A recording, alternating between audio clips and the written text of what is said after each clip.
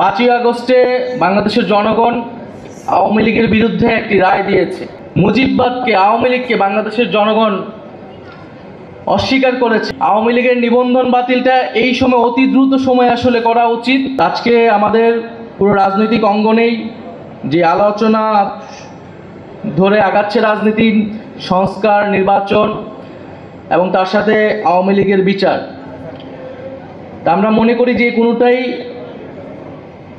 একে অন্যের থেকে বিরোধী নয়, বরং এই তিনটার সমন্বয়ে বাংলাদেশের এই যে পরিবর্তন, গণতান্ত্রিক রূপান্তর, সেটি হওয়া সম্ভব। 5ই আগস্টে বাংলাদেশের জনগণ আওয়ামী লীগের বিরুদ্ধে একটি রায় দিয়েছে যে আওয়ামী লীগ বাংলাদেশে আর কখনোই রাজনীতি করতে পারবে না। ফলে আমরা যখন বলি জনগণ সিদ্ধান্ত নেবে আওয়ামী লীগের ব্যাপারে, জনগণ সিদ্ধান্ত নিতে পারে দুইটি উপায়, একটি ভোটের মাধ্যমে, একটি রাজপথে তাদের অবস্থান জানান দিয়ে গণ অভ্যুত্থানের মাধ্যমে।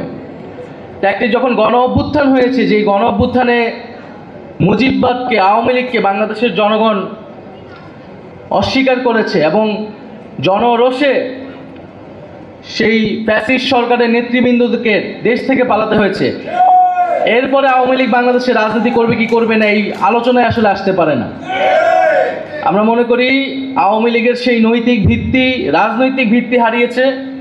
এখন তার আইনি বন্দোবস্ত কি হবে, কোন প্রক্রিয়ায়, কোন আইনি কাঠামোতে আমরা আওয়ামী লীগকে বাংলাদেশের রাজনীতি থেকে দূর করতে পারি এবং একটি গণতান্ত্রিক প্রক্রিয়ায় যেতে পারি, সেই বিষয়ে আমাদের সেই পথ আসলে উত্তোলন করতে হবে।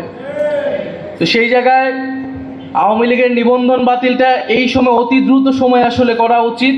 বিচার চলাকালীন সময়ে সাংগঠনিক রাজনৈতিক কার্যক্রম নিষিদ্ধ ঘোষণা করতে হবে।